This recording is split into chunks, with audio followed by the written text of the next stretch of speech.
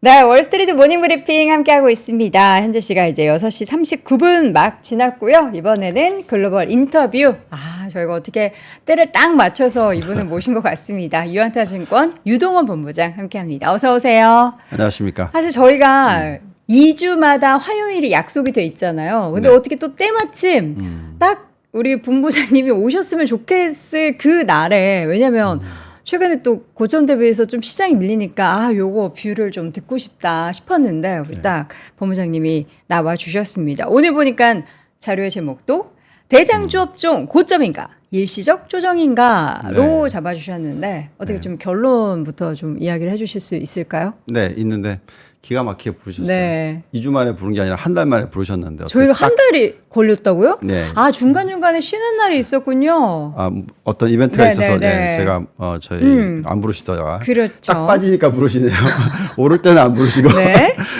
저 좀 힘드시라고 네, 힘들라고. 아닙니다. 네. 네. 대장주 업종이 어떻게 네. 지금 고점이긴 고점인데 이게 뭐 끝은 아닐 것 같은데 이거를 이제 일시적 조정이라고 우리가 생각해도 될까요? 네, 좀 짚어보시죠. 굉장히 요즘에 많이 힘들어들 하십니다. 왜냐하면 네.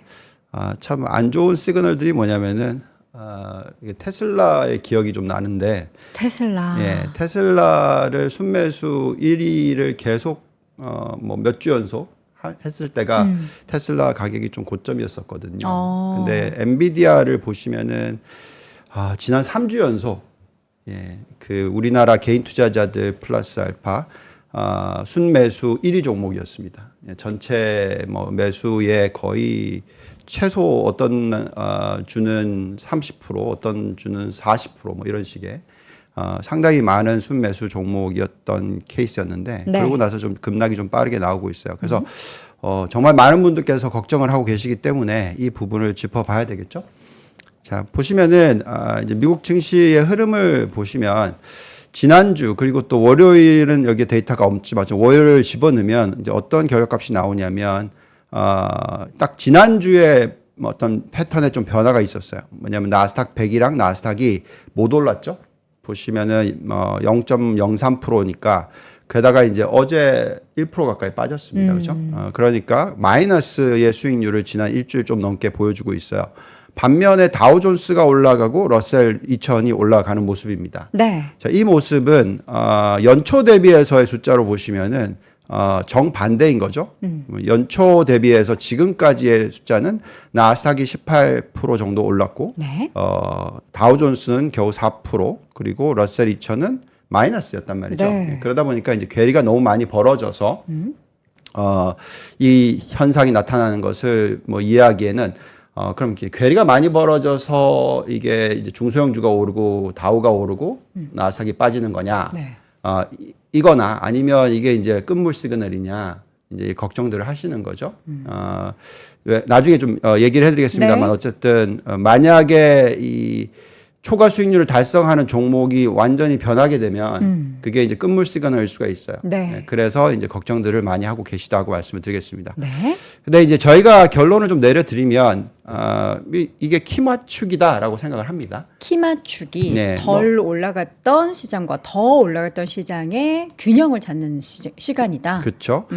그렇기 때문에 다시 이 대장주들이 상승을 하는 구간이 들어올 거다. 근데 이제 그때까지는 좀 이 키 맞추기의 흐름이 나타날 수가 있다라고 말씀을 드리겠고요. 보시면은 이제 지난주에 이런 현상이 나타난 거는 아까도 보여드렸지만 나스닥이 연초 대비해서 거의 18% 올랐어요. 많이 오른 거죠. 많이 오른 거죠. 사실 연에 18%도 많이 올랐는데 그러니까요. 반년에 18%는 정말 많이 올랐죠. 욕심이 과한 타이밍이었죠. 계속해서 나스닥이 만약에 18% 또 18% 오르면 네. 거의 1년에 40% 오르는 거게 되기 때문에 그거를 생각하는 거는 좀 너무 과한 거였고요. 그게 이제 인터넷 버블 시기와 비슷한 상승률인 거고 만약에 우리가 계속 얘기하고 있던 인터넷 버블 시기보다는 1996년 7년의 흐름이었던 어떤 안정적인 상승 구간이라면 이 정도 오르면은 쉬어줘야 된다라는 건 맞습니다. 근데 이제 그런 부분이 선물 옵션 만기일과 맞물리면서 자그마치 5.1조 달러가 그 이제 만기가 일어났어요. 정말 큰 금액이죠. 예, 그래서 역대 최고치의 어떤 금액의 어떤 이 세틀먼트 만기 청산이 일어났습니다. 그래서 청산 규모가 워낙 컸기 때문에 어떻게 보면 좀 쉬어가야 되는 부분들이 나타났었다라고 네. 보시면 될 것 같고요.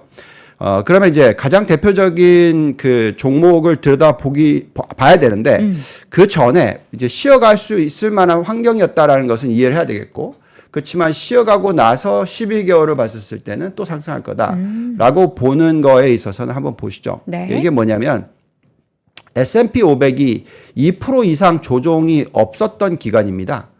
그러니까 지금 벌써 어제까지 더하면 이제 335일째. 예, 2%의 급락 현상이 안 나왔어요. 지금 335일이면 거의 거래일 기준인 건가요? 그렇죠. 예, 그래서 이렇게 따지면 정말 오랜 기간 동안에 지금 2% 이상의 급락이 안 나온 거죠. 네네. 예, 그렇던 예를 보시면은 뭐 그렇게 많지 않아요. 예, 여기 나와 있는 예죠. 한 번, 두 번, 세 얼마 번, 안 네 돼요, 번, 진짜. 5, 6, 7, 8, 9, 10번입니다. 네. 10번밖에 안 됐어요. 그러면 이제 이 10번의 예의 그 후에 1개월, 그 후에 3개월, 그 후에 6개월, 그 후에 1년의 흐름이 어땠느냐. 보시면은, 예, 제법 큰, 하락을 보여주는 미디엄 값입니다. 한 달 동안 보시면. 1%. 네. 뭐 평균 값이, 그러니까 중간 값이 네. 1%인 것이고요. 그 다음에 올라갈 확률은 70% 수준밖에 안 되는 거죠. 예, 그래서 죄송합니다. 반대로. 네. 내려갈 확률이 70% 정도 네. 되는 거고 올라갈 확률이 33% 정도밖에 안 되는 거죠. 네. 근데 이게 이제 한 달의 흐름이고요. 그 다음에 3개월을 보시면은 많이 오르죠. 5.6%. 오. 그리고 67% 확률. 더 높은 거는 6개월로 보면 네. 89%의 확률로서 6% 오를 확률. 네. 그다음에 이제 1년으로 보시면 9.6% 오르는데 67%. 예, 이 정도가 나오는 겁니다. 그래서 결론을 말씀을 드리자면 이게 단기 조정이 맞는 것 같다. 예, 그리고 이걸 이제 매크로적으로 보더라도 뭐 어떤 부러지는 케이스, 뭐 경기가 침체로 간다든지, 뭐 아니면 엔비디아 스토리가 끝났다든지, AI 스토리가 이제 말이 안 되는 거라든지, 뭐 이러면은 제가 생각할 때는 이게 고점 시그널이기 때문에 도망가야 되는 그런 케이스가 되겠지만, 네. 지금 조정이 들어오고 있는 것은 필요했던 조정이다. 조금 불편한 거는요, 좀 가팔라요. 예. 조정의 단기적인 포기에 예. 가파르다. 왜냐하면 엔비디아가 3일 연속으로 얼마나 빠졌냐면 12%? 16% 빠졌어요. 16%. 예, 고점 대비해서. 그렇게까지 많이 빠진 적은 그 단기간이 없어요. 그러니까 어떤 케이스냐면 작년에 보시면 이제 하반기에 그러니까 지금으로 이제 10분의 1 등 했으니까 그러니까 50달러에서 40달러까지 빠졌었습니다. 그러니까 이제 거의 22% 넘게 빠졌어요. 네. 근데 이게 걸린 기간이 2달이었어요. 그리고 그 올 초에 또 빠졌었죠. 예, 972달러에서 죄송합니다. 79.2달러였나? 네. 70 아무튼 그 가격에 죄송합니다. 자꾸 헷갈리네요. 예, 970달러 정도 네. 됐습니다. 예, 그러니까 97달러에서 750달러, 이게 10분의 1로 예. 주식 분할하다 예, 보니까. 예, 그래서 또 거기서 보면 한 22% 빠졌어요. 근데 그 걸린 기간은 한 달 조금 넘는 기간이었습니다. 네. 근데 이번에는 3일 동안에 16% 빠졌으니까 뭐 오늘 밤까지 또 빠지면은 거의 뭐 4일 만에 빠지나? 뭐 아무튼 이런 정도이기 때문에 좀 걱정을 하실 수는 있습니다. 근데 이제 이게 AI 스토리가 끝났느냐 하는 부분에 있어서는 저희는 매크로적으로 보더라도 아니면 그 스토리를 보더라도 끝난 건 아닌 것 같다. 네. 근데 이제 조금 걱정스러운 부분은 이 빠지는 하락폭의 가파르기가 좀 세기 때문에 이 엔비디아 스토리는 그래도 좀 예를 들어서 1부터 100으로 따지면 AI 스토리보다는 좀 더 많이 온 게 아니냐. 왜냐하면 대장주이다 보니까. 그래서 이제 지금부터는 이제 엔비디아만 믿는 것보다는 엔비디아 이외의 프렌즈, 뭐 엔비디아 이외의 AI 스토리를 찾아보는 게 수익률을 창출하는 데는 더 좀 큰 효과가 나지 않을까. 요렇게 정도로 생각을 하고 있습니다. 근데 엔비디아가 이제 말씀해 주신 것처럼 단기적으로 뭐 16% 넘게 빠졌다라고 하는데 올라갈 때도 단기적으로 그렇게 팍 올랐던 시기가 있었잖아요. 네. 그렇기 때문에 이 정도 그러니까 변동성이 워낙에 그렇게 큰 기업이지만 커져서 이 정도를 감내할 수 있지 않을까라는 그런 생각도 드는데 이제 안타까운 거는 최근에 이제 주식 분할하고 나서 싸진 가격에 우리 국내 투자자분들이 이제라도 나 엔비디아 한번 사볼까 해서 접근하신 분들이 꽤 많으시단 말이에요. 그러니까요. 그러니까 그런 분들은 내가 그러면은 지금 단기적인 조정이 있을 때 좀 더 사서 한 6개월을 들고 가는 거 혹은 1년을 들고 가는 거에 대한 관점을 유지해도 될지. 근데 말씀해 주신 거는 엔비디아 외에 다른 친구들도 봐야 한다라는 것은 엔비디아를 아예 그냥 보지 않는다라는 건 또 아니잖아요. 그건 아니죠. 자, 그래서 이제 우리가 고민을 해봐야 됩니다. 네. 내 포트폴리오를 들여다봤었을 때 내가 도대체 얼마나 엔비디아를 들고 있느냐. 네. 야수의 심장이어서 이제 엔비디아 레버리지까지 사셨다. 뭐 이러면은 제가 볼 때는 줄이셔야 돼요. 그러니까 저희도 엔비디아의 비중을 정말로 많이 가져갔을 때는 이제 30% 정도를 가져갔기 때문에 상당히 뭐 거의 3분의 1을 가져가는 거잖아요. 네. 게다가 주가가 엄청나게 많이 올랐기 때문에 뭐 퍼센티지로 따지면 굉장히 높았었어요. 네. 그렇지만 저희가 그 뭐 $130 이상 올라가면서 저희가 일정 부분 그러니까 저희가 갖고 있는 포지션의 약 한 4분의 1 정도를 청산을 했거든요. 그러니까 왜 그랬냐면 이런 거죠. 3.34조 달러. 그래서 전 세계에서 가장 큰 종목이 됐다. 네. 근데 이제 이게 정말로 이제 계속 올라가려면 예를 들어서 더블이 된다 그러면 6조 달러란 말이죠. 네. 6조 달러는 정말 클 거예요. 예. 근데 뭐 그렇게 전망하는 분들도 있었어요. 네. 그쵸. 장기적으로 예, 봤을 예, 때. 예, 네. 충분히 장기적으로 갈 수 있겠죠. 근데 이제 이 가파르기가 더뎌진다라고 볼 수밖에 없습니다. 왜냐하면 작년에 보시면은 이제 $400까지 조정을 받았었을 때, 네. 500에서 $400 조정 받았을 네. 때, 이게 20% 넘게 빠졌죠. 그리고 나서 400에서 970 갔으니까 뭐 120% 올랐단 말이에요. 그죠? 그리고 나서 또 20% 조정을 받았어요. 그래서 $750에서 1,400달러, 그러니까 이제 $140까지 갔으니까 10분의 1 했었을 때 얼마나 오른 거냐 계산해 보면 86%밖에 못 올랐어요. 근데 빠지는 폭은 지금 16%로 굉장히 가파르게 빠르게 빠진단 말입니다. 그러니까 이게 무슨 얘기냐면은 약간의 그 에너지가 네. 좀 뭐 아직 남아 있는데 많이 소진을 한 거죠. 폭발적인 에너지는 많이 소진이 됐다. 이미 우리나라 투자자들 중에서 거의 뭐 대부분의 투자자들이 지금 40%대 샀다고 전체 사는 것 중에. 그러면 이제 이게 무슨 얘기냐면 그만큼 총알을 많이 썼다라는 얘기가 되겠죠. 또 다시 말씀을 드린다면 제가 엔비디아를 싫어한다라는 얘기가 아닙니다. 네, 네. 예. 앞으로 저희는 뭐 장기적으로 봤었을 때 $200 갈 거라고 생각해요. 예. 근데 어쨌든 걸리는 시간과 네. 또 그 $200 간다 하더라도 오름폭이 과거처럼 뭐 단기적으로 가파르는 거를 기대하기는 좀 어렵지만 그렇지 않겠냐라는 거고요. 네. 가장 좋은 말씀을 드리자면 포트폴리오에 20%까지 실는 건 나쁘지 않습니다. 예. 근데 20% 넘는다면은 네. 출임하셔야죠. 좀 줄이시는 게 맞겠죠. 나머지 80%를 가지고 다른 엔비디아의 지난 1년 성장을 보인 만큼의 성장을 보일 만한 종목을 찾는 게 훨씬 더 효과적이지 않을까. 이렇게 설명을 해드리는 것이지. 네. 이 스토리가 끝났다. 그래서 뭐 말 바꿨다 유동원 이런 거 아닙니다. 전혀 아니고 저희는 AI 스토리를 확실하게 믿고 있어요. 아직까지 네. 한참 더 갈 건데 보통 이제 대장주들이 이만큼 먼저 움직여주면 나머지 종목들을 좀 찾아보는 게 중요하지 않을까 하는 생각이 듭니다. 그럼 나머지 종목 기업을 찾는다라는 것은 어떤 관점으로 찾는다는 거예요? 그 사실 엔비디아 친구들 얘기했을 때 시청자분 중에 한 분이 엔비디아가 친구가 있나요? 혼자 갔지? 뭐 그런 말씀을 해주셨는데 다른 뭐 AI 칩 만드는 기업이라면 사실 제일 못 올랐던 게 2등 기업이잖아요. 네. AMD 같은 뭐 그런 차선책을 말씀하시는 건지 아니면 그 다른 제반에 있는 산업을 이야기하시는 건지. 네. 그쪽으로 이제 바로 넘어가자면, 그게 제일 궁금하거든요. 지금 사실 그게 제일 궁금해요. 네. 그걸 또 다 풀면은 이제 저희가 저희의 조금만 풀어주세요. 투자 노하우를 네. 다 푸는 거니까. 조금만 풀어주세요. 알겠습니다. 저희가 네. 자료를 가져온 건 아닌데 이렇게 좀 얘기를 해보시죠. 네. 1995년에서 2000년 사이클을 닮았다라는 얘기를 저희가 하고 있죠. 그래서 그 길이가 5년짜리입니다. 네. 그죠? 그럼 이제 우리는 지금 얼마나 왔냐? 1년 반 왔다고 저는 봐요. 그래서 짧으면 3년으로 끝날 거고요. 네. 길면은 5년까지 갈 수 있다라고 봅니다. 네.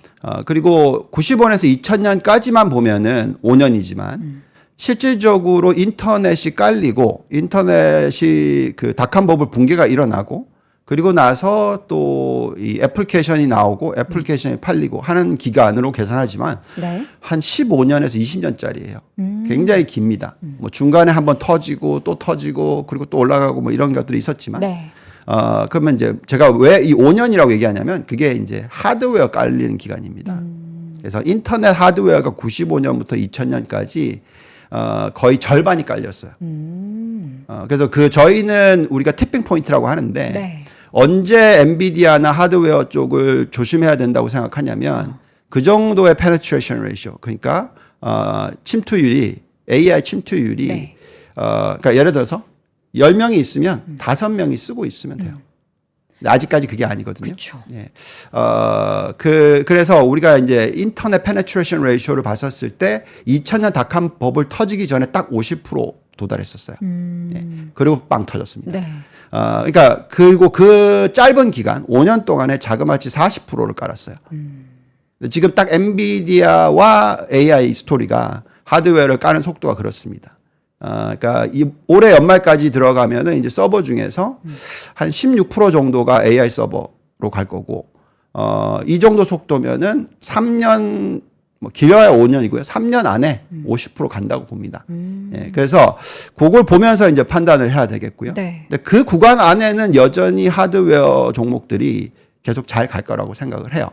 근데 이제 옛날에는, 그러고 나서 하드웨어든 뭐든 간에 인터넷 관련주들이 다 급락을 했고 고점 대비해서 거의 뭐 7, 80%씩 폭락을 했고 네. 망하는 회사들이 수두룩했고 10개 중에 9개가 망했고 그러니까 이런 모습들이 나왔거든요. 네. 근데 이번에는 그렇게 보여지진 않아요. 왜냐하면 대부분의 지금 AI 스토리에서 성공하는 회사들은 지금 돈이 많고 이미 현금 흐름을 창출하고 있는 회사들이기 때문에 그게 뭐 우리가 얘기하는 매그니피센트 세븐 아니겠습니까? 그래서 그 중에서 누가 성공할지는 모르겠으나 어쨌든 간에 바로 소프트웨어로 넘어가는 환경이 나올 거다라고 생각합니다. 네, 그래서 제가 생각할 때는 이제 그 사이클 사이에 중간에 조정이 있다 하더라도 이번에 이제 하드웨어 페네트레이션 레이쇼 그러니까 하드웨어가 깔리는 폭이 50% 넘어가기 시작하면 AI 쪽에 그때부터는 정말 적극적으로 소프트웨어 쪽을 찾아보셔야 되는 거겠죠.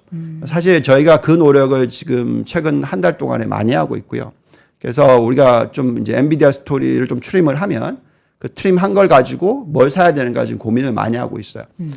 근데 이제 그 종목을 아직까지 얘기하기에는 좀 빨라요. 왜냐하면 뭔가 보이기는 하는데 구체적으로 이게 현금 흐름이 굉장히 급격한 파지티브 플러스로 전환되는 게 잘 안 보여요. 가장 우리가 먼저 생각했던 게 뭐였냐면 그러면 서버를 깔았어요. 네. 그러면 이제 엄청난 데이터를 가지고 그걸 갖다가 막 이용해서 그 데이터를 이용한 서비스를 공급하는 회사들 이런 회사들의 실적이 막 올라갈 거라고 생각했어요. 네. 뭐 그런 대표적인 기업들이 뭐냐면 스노우플레이크, 데이터 도그 뭐 등등이 있습니다. 뭐 팔란티어, 네. 뭐 등등등 다 보시면은 근데 그 주가가 그렇게까지 탄력 있게 움직이지를 못하고 있어요. 예, 그래서 그 종목들을 좀 들여다보고요. 또 그 이외에도 뭐 여러 가지 AI를 이용한 애플리케이션을 가지고 와서 수익을 창출한다라는 기업, 뭐 어도비, 뭐 등등을 다 들여다보면서 우리가 이 회사들이 어떻게 폭발적으로 수익을 올릴까 하는 부분을 이제 고민을 해야 되는 거고요. 근데 이제 또 고민을 해야 되는 부분은 데이터 서비스뿐만이 아니라 뭔가 AI 관련된 기기가 있겠죠. 온 디바이스처럼. 네. 그러니까 뭔가가 있겠죠. 그러니까 그게 아이폰이 되는 건지 네. 그래서 아이폰이 한번 확 튀었었던 적이 있었고 아니면 그게 PC일지 완전 그게 또 새로운 게 나올 예, 수 완전 있는 새롭게 거잖아요. 나올지 이게 아직은 모르잖아요. 네. 그러다 보니까 또 이 AI 기기 관련해서도 계속 지금 막 눈을 뜨고 그렇죠. 찾아다녀야죠. 네. 네, 아직까지 저도 찾지를 못했습니다. 자, 근데 그 얘기를 하는 건 무슨 얘기일까요?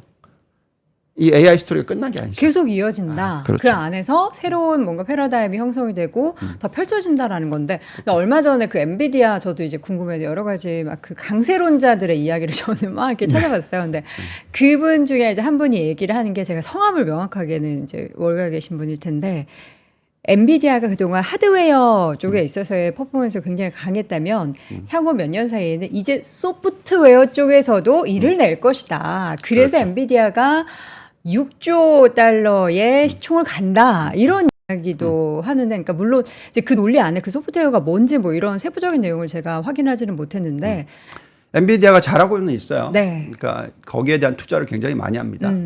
가장 대표적인 종목이 어제 급등을 했던 암젠 같은 종목. 네. 그래서 이제 바이오 쪽. 왜냐하면 네. 이게 AI를 이용하면 데이터를 활용을 해서 신약 개발하는 데 있어서의 확률적을 높인다라는 거잖아요. 우리가 신약 개발 부분에 있어서 이게 굉장히 힘든 비즈니스인데, 그렇죠. 100개의 기업에 2천억씩 추가를 하면 20조를 썼는데 그 중에 성공하는 기업은 3개밖에 없다. 네. 그러니까 이걸 찾기가 어렵단 말이죠. 근데 만약에 엔비디아가 AI를 이용해서 그 신약 개발을 하는 걸 도와주는 그런 프로그램이 있다. 네. 그러면 그 확률을 2배로만 높여도 이게 이제 왜 중요하냐면 100개 기업에 2천억씩 투자해서 20조를 투자를 하면 네. 거의 그 향후 10년 동안에 연 복리 수익률 한 12%를 창출해 주거든요. 상당히 높은 편이죠. 근데 만약에 이 확률적으로 2배로 올린다. 그러면 그게 12%가 아니라 그거에 따따블이 됩니다. 거의 그 정도로. 그래서 수익률을 36%까지 끌어올릴 수가 있단 말이죠. 뭐 그러면 이건 대단한 거죠. 그렇게 만들 수 있다고 생각한다면 당연히 우리가 그러니까 도대체 엔비디아가 어느 바이오 종목에 투자를 하느냐를 네. 찾아봐야 되겠죠. 그래서 우리가 그런 노력을 하고 있습니다. 근데 그것뿐만이 아니고요. 다른 쪽으로 보면은 이제 가장 이 소프트웨어 부분에 있어서 가장 중요한 요즘에 얘기 나오고 있는 게 뭘까요? 소프트웨어 쪽에 보안? 뭐 그것보다는 제가 생각할 때는 자율주행입니다. 자율주행. 네. 그래서 테슬라는 자체적인 데이터를 가지고 소프트웨어 부분을 가지고 이제 하려고 하는 거고요. 엔비디아는 테슬라의 데이터를 받는 거 아니잖아요. 네. 그래서 나머지 회사들 뭐 그걸 이용을 해서 계속해서 지금 개발하고 있단 말이죠. 제가 볼 때는 그 속도가 엔비디아보다는 테슬라가 더 높지 않을까. 네, 그래서 저희는 이제 그 부분을 가지고 할 수 있는 여러 가지 비즈니스가 있어요. 그러니까 자율주행을 하게 되면 생산성의 어쨌든 끝장판이 되겠죠. 네. 예, 하나. 예, 거의 뭐 운전자가 필요 없는 거 그렇죠. 되는 거고. 그다음에 그냥 가만히 놔두면은 알아서 돌아다니면서 돈을 벌고 올 거고. 그렇죠. 예, 왜냐면 로봇 택시가 있으니까. 그리고 나서 이제 그 데이터가 모였었을 때 그걸 가지고 보험 상품을 만들죠. 네. 사고율은 떨어지고 그럼 엄청난 또 수익을 벌어들이겠죠. 그러니까 엄청난 여러 가지 베리언스, 그러니까 여러 가지 다른 모습이 나올 수가 있어요. 그래서 그걸 가장 빠르게 성공할 수 있는 기업이 어디냐라고 했을 때 저는 테슬라라고 생각합니다. 그래서 이제 우리가 얘기할 때 엔비디아 앤 프렌즈를 사느냐 아니면 엔비디아의 대항마를 사느냐라고 했었을 때 많은 분들이 엔비디아 말고 AMD 사야 되고 인텔 사야 되는 거 아니냐 이렇게 얘기하시잖아요. 네. 저는 그렇게 생각하지 않아요. 예. 엔비디아는 엔비디아고 예. 그리고 완전히 다른 예. 테슬라처럼. 예, 테슬라처럼 그런 쪽을 저희는 생각을 하고 있고요. 그래서 그런 고민을 좀 많이 하고 있습니다. 좀 답이 되셨을까 모르겠는데요. 답이 충분히 됐습니다. 최근에 그 엔비디아가 소프트웨어 개발 스타트업 쇼어라인이라는 기업을 인수했잖아요. 근데 보통 이제 엔비디아가 저는 이제 큰 기업이니까 여러 기업들을 자주 인수합병하는 줄 알았는데 잘 그렇게 안 한다면서요. 네. 그런데 인수를 해서 뭔가 또 이제 소프트웨어 쪽에 있어서 향후 몇 년 사이에 큰 변화가 있지 않을까라는 기대감이 있는데 저는 다른 건 모르겠고 우리 시청자분들이 투자를 했기 때문에 엔비디아가 우리 K 증시에 계셨던 개미 투자자분들이 개인 투자자분들이 간 상황 속에서 실망을 안 만들었으면 좋겠어요. 물론 그렇습니다. 그러나 우리에게는 항상 이제 그런 뭔가 포트폴리오 내에서 재정비가 필요한 상황 속에서는 엔비디아 그리고 플러스 알파 또 다른 기업인 또 테슬라 이야기를 해주셔서 우리 테슬라 투자하시는 분들에게도 뭐 단비가 될 만한 소식인 것 같습니다. 자, 이번 주에는 이제 여러 가지 그 일정들이 있어요. 그 중에서 뭐 PC 발표도 있고 뭐 주총 얘기도 있고 뭐 실적 발표 네, 얘기도 있는데 어디에 가장 주목을 하십니까? 그 부분은 이미 이제 얘기를 많이 하고 있어서 오늘 제가 좀 얘기해드리고 싶었던 부분은 불안하시잖아요. 네, 그죠? 엔비디아 뭐 이렇게 되고 불안하시죠? 하니까. 네. 그래서 이 스토리가 끝난 게 아니다라는 걸 지금까지 얘기를 했지만 좀 더 데이터를 보면서 설명을 좀 해드릴게요. 자, 우선은 이 30년 모기지 금리를 보면서 얘기를 좀 해보겠습니다. 네. 이제 과거에 이제 닮은 꼴로 보시면은 만약에 이때와 닮은 꼴이다. 즉 2006년에서 2008년과 닮은 꼴이라고 생각하신다면 걱정 많이 하셔야 돼요. 지금 엔비디아 뭐 들고 있을 때가 아닙니다. 네. 뭐 주식을 다 팔고 나오셔야 될 때입니다. 근데 요 때와 닮지 않았어요. 그러니까 이쪽과 닮았습니다. 그러니까 95년부터 2000년을 닮았어요. 네. 무슨 얘기냐면 모기지 금리가 이렇게 7% 밑으로 딱 떨어지니까 이 주택 시장이 좀 살아나요. 미국 같은 경우에는. 예, 그래서 저희는 그만큼 이제 가계가 이 감당 가능하다. 이 정도의 어떤 부채를 감당 가능하다라는 거고요. 이제 그런 숫자는 여기서 볼 수가 있습니다. 이게 참 재밌는 도표인데요. 제가 이 2000년 요때에 그 IMF 뭐 닷컴 버블 붕괴에 관련돼서 리포트를 썼던 때, 그리고 또 제가 요때에 그 금융 위기를 얘기하면서 리포트를 썼었을 때가 제가 상당히 비관론자였거든요. 예, 그래서 이때 이렇게 봤던 이유는 이만큼 지금 보시면은 이제 이 가처분 소득 대비해서 도대체 돈을 얼마나 써야 되냐. 네. 예. 그러니까 여기 보시면 12% 훨씬 넘죠. 13%대입니다.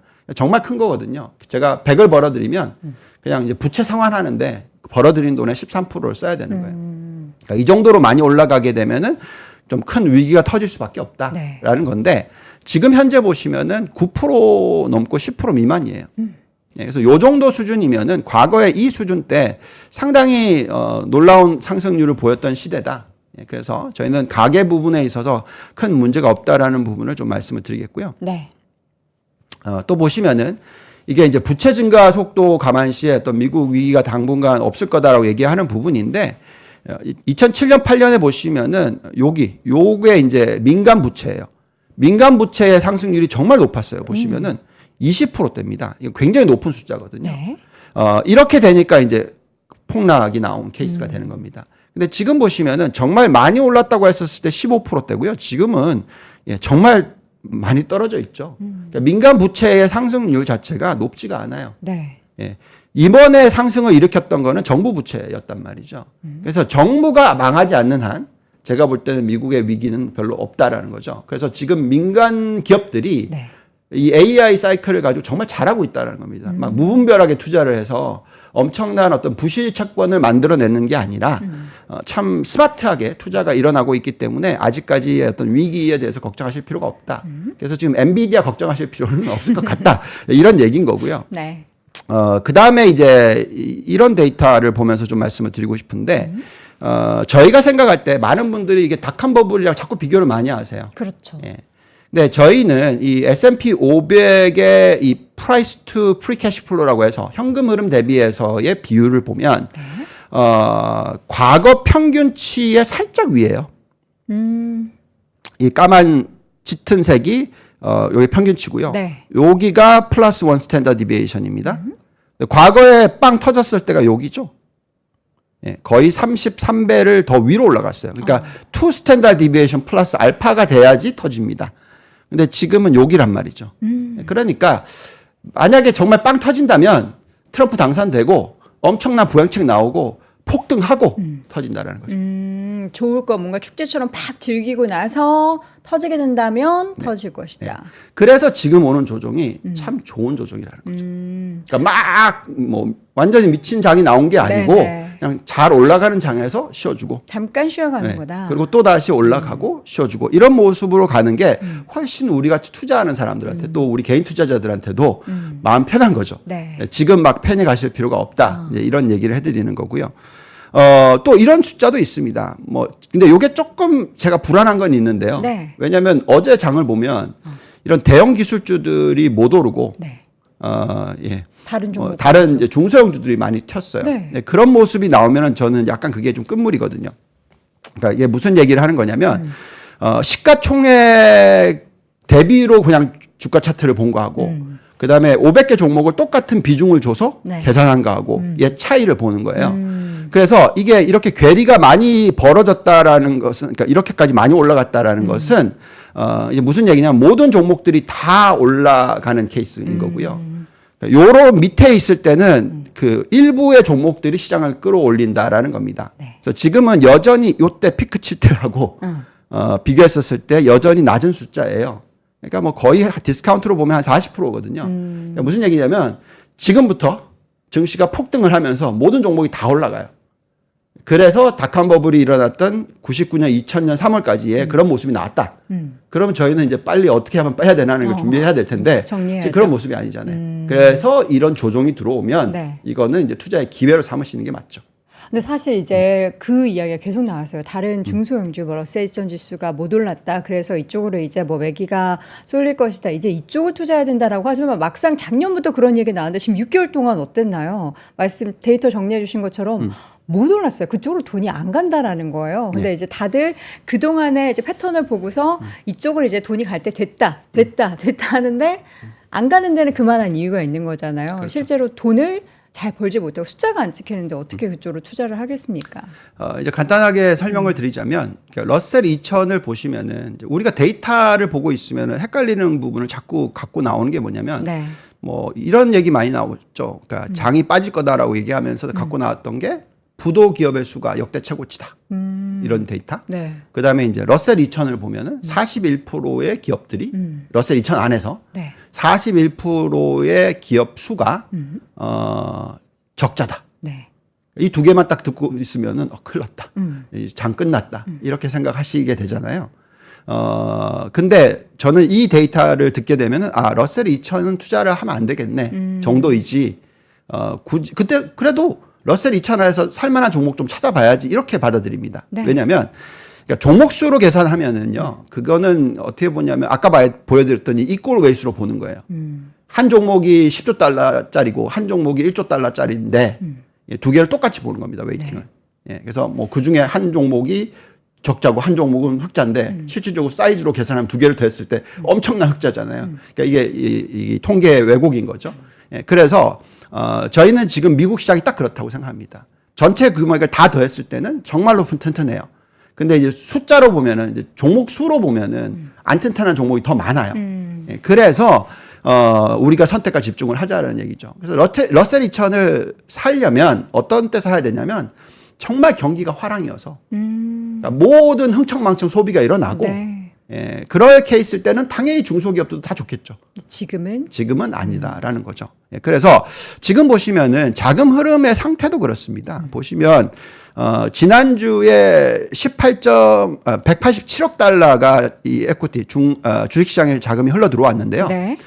그 중에 절반이 IT입니다. 자료를 좀 보여주시죠. 예, 지금 화면. 예, 그래서 네.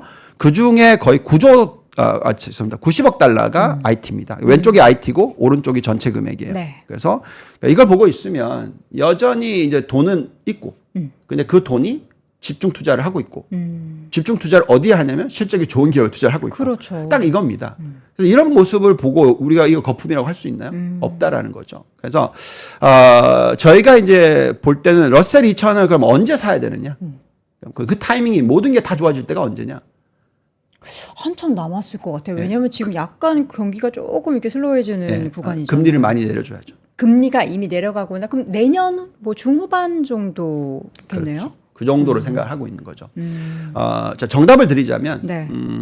물론 이 경기 민감한 종목들 중에서 또 금리 민감한 종목 업종들 중에서 그 실질적으로 금리가 높다 하더라도 이익을 벌어들이는 종목들이 있어요. 무슨 얘기하면 부채 비율이 낮으면 되죠. 네. 예. 그런 종목은 골라내시면 지금이라도 골라내시면 됩니다. 그렇지만 전체적인 업종을 투자할 때 있어서 우리가 흔히 얘기하는 이제 경기 민감, 금리 민감한 업종이라고 생각하는 종목들이 뭐냐면 뭐 신재생에너지, 뭐 바이오, 헬스케어, 뭐 또는 전기차 부품 뭐 이런 쪽, 또 뭐 가치주로 보면은 이제 부동산, 건설 이런 쪽이겠죠. 네. 금리가 낮아지면 좋겠죠. 근데 이제 그게 지금 낮아진다 하더라도 아직 이제 시작이잖아요. 그래서 실질적으로 영향을 정말 많이 미치려면 금리를 내리기 시작해서 한 최소 6개월은 지나야 된다는 거죠. 네. 그래서 우리가 9월 달이나 11월 달이나 12월 달에 내려준다고 치면 네. 그때부터 6개월 뒤 그때부터 중소형주는 들여다보는 게 맞다. 저희는 이제 그렇게 생각하고 있고요. 네. 그 타이밍이 좀 빠를 수도 있고 더 늦어질 수도 있습니다. 그래서 실질적으로 이 온기가 이제 다른 중소형주한테 번지려면 그만큼 경기가 좋아져야 된다는 거죠. 그런 부분들을 좀 매크로적으로 보시는 게 중요하겠고 네. 아직까지는 그런 사인은 안 나오고 있다라는 게 저희의 현재 결론입니다. 그래서 여전히 이 대형 기술주를 사야 되고 대형 기술주 이외에 뭐 이 하드웨어 쪽이든 소프트웨어 쪽이든 돈을 버는 기업, 그러니까 무조건 돈을 버는 기업을 사는 게 맞는 거죠. 네. 자, 오늘 어떻게 보면은 제가 이제 막 이렇게 쫄라가지고 영업 비밀까지 끌어낸 것 같아서 죄송스러운데 자세한 사항은 우리 또 유동호 부장님이 운영하시는 랩도 있으니까 여러분들 많은 관심 부탁드리고요. 오늘 글로벌 인터뷰 시간 유한타증권 유동원 본부장과 함께했습니다. 고맙습니다. 감사합니다. 자, 월스트리트 모닝 브리핑 함께 했는데요. 여러분, 오늘 여러분께 반가운 두 가지 소식을 전달드리려고 합니다. 첫 번째 소식은 제가 지난주에도 말씀드렸듯이 운조커피가 저희 이제 3프로TV와 함께 한 지 벌써 5주년을 맞이해서 오늘 지금 하단에 나가고 있죠. 이 우리 3프로TV를 구독하고 이제 인증을 해주시면은 커피를 저희 오픈 스튜디오에서 또 무료로 선착순으로 나눠드린다고 하고요. 7시부터 바로 진행이 됩니다. 저도 나가서 좀 인증 좀 해야 되겠어요. 그리고 오늘 아침 라이브에 여러분 이제 정프로님 엔비디아 얘기 좀 많이 하실 것 같은데 여기에 더불어서 여러분들이 정말 보고파 하셨던 스페셜 게스트가 함께합니다. 어떤 분인지는 잠시 후에 확인해 보시기 바랍니다. 저는 내일 오전 6시에 다시 돌아올게요. 여러분 오늘도 고맙습니다. 박근영, 이선영, 사경인, 염승환 투자 마스터들의 세심한 케어로 건강한 투자 습관을 만드세요. 3프로 멤버십 3프로 앱에서 확인하세요.